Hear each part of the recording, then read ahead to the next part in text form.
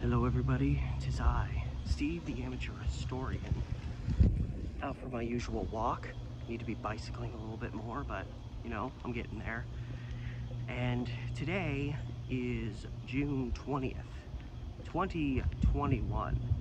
So of course, another day, another story. But before we get to that, remember as always to like, share, subscribe. Hit up my Patreon if you want to support me there. I'd really appreciate it. And I'm always trying to post new stuff there. I'm posting multiple times a week, all form of different types of content that you can only see if you join my Patreon today. The link to that is in the description with this video, as well as the links to my Facebook, Instagram, TikTok, and Reddit subreddit pages, all that good stuff. So all that said, we're going back to 1921, exactly 100 years ago.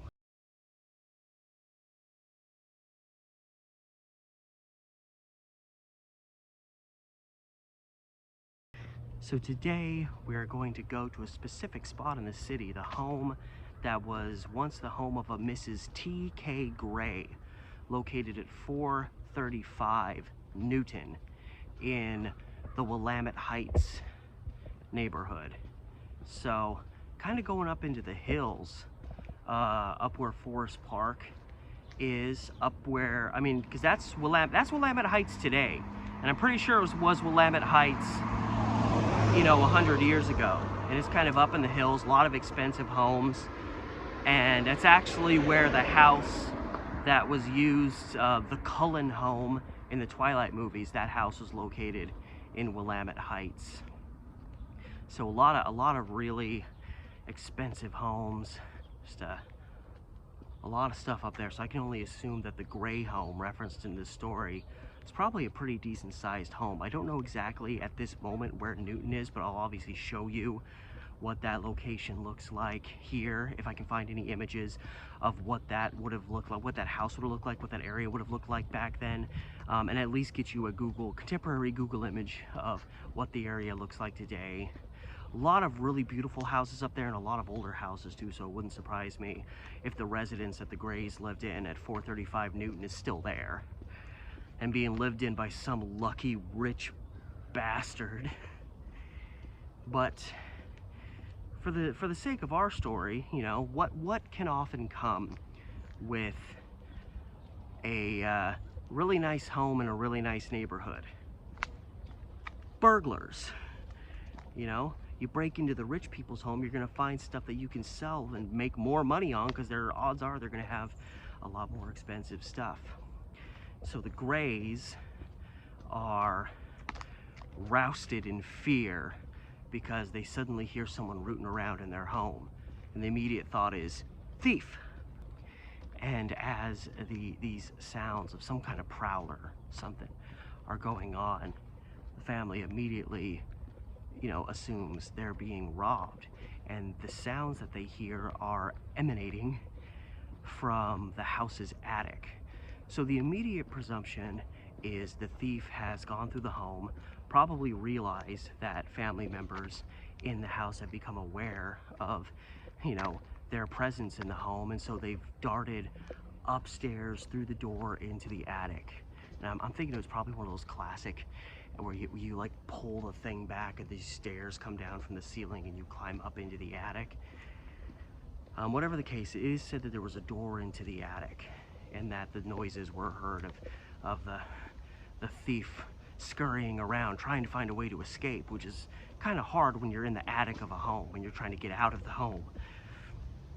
So Mrs. Gray, and it says the other family members in the house, so I don't know if it was just her and her children. There's no mention of a husband, and with how, you know, sexist newspapers were, and they always made sure to refer to the men by name but seldomly the women, the fact that it was referred to specifically as the home of Mrs. Gray makes me think she was divorced, the husband had died. I don't really know, but it kind of gives me the vibe that she was just living with her children, however old they may have been. And so she has again, other family members in the home barricade the attic door and stand guard at it. The hope is they're going to trap this horrid, disgusting thief in the attic. And then meanwhile, Mrs. Gray is calling the police to tell them that she's being robbed. And, you know, the newspaper describes it, the police were off in a flash, there in a flurry. And I'm like, yeah, a rich person called the police. Of course they were going to get there quick. And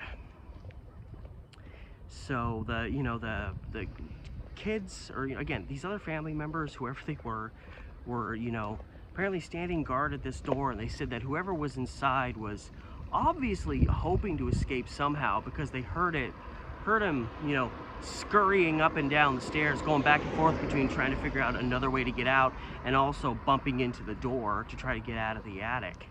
But he wasn't bumping too hard, you know, it was kind of just a little like boom.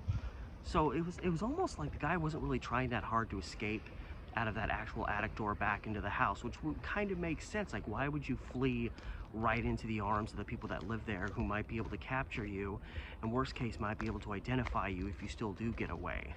So logic says at this point that this thief was probably hoping to kick out part of the wall, find a little window to kick out, some way to escape, maybe end up on the roof, which is reckless, but, you know, this guy's desperate at this point, you would think.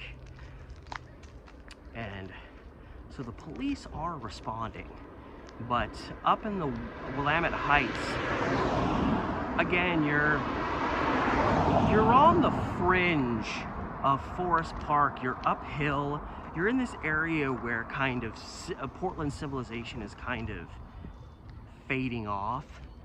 So it stands to reason there wasn't a police station like in real close proximity.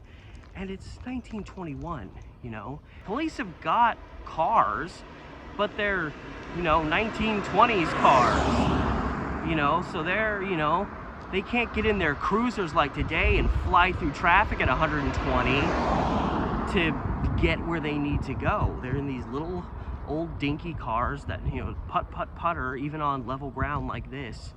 But Willamette Heights, you're climbing up into the hills. So they were probably puttering real slow, trying to, you know, gradually make that climb up into the hills there.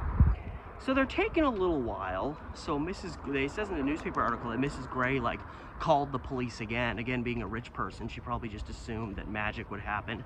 I'm a well-to-do Willamette Heights socialite. Why were the police not here within 5 seconds like I demanded?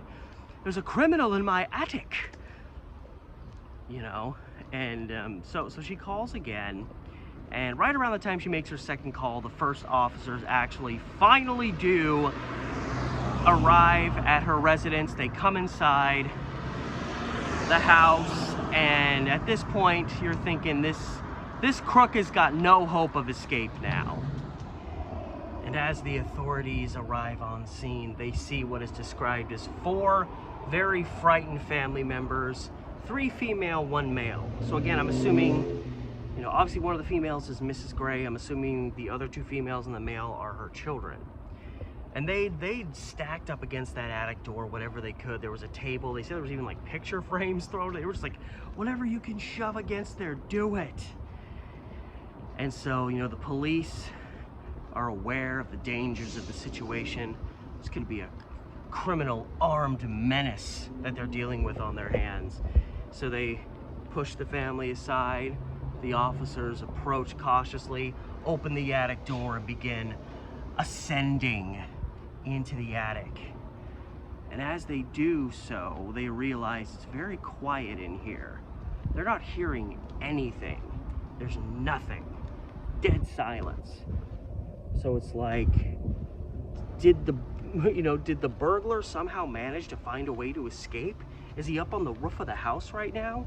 Or is he hiding? And he's just being very quiet, which would be preferable, because if he's hiding, the police are probably eventually going to find him.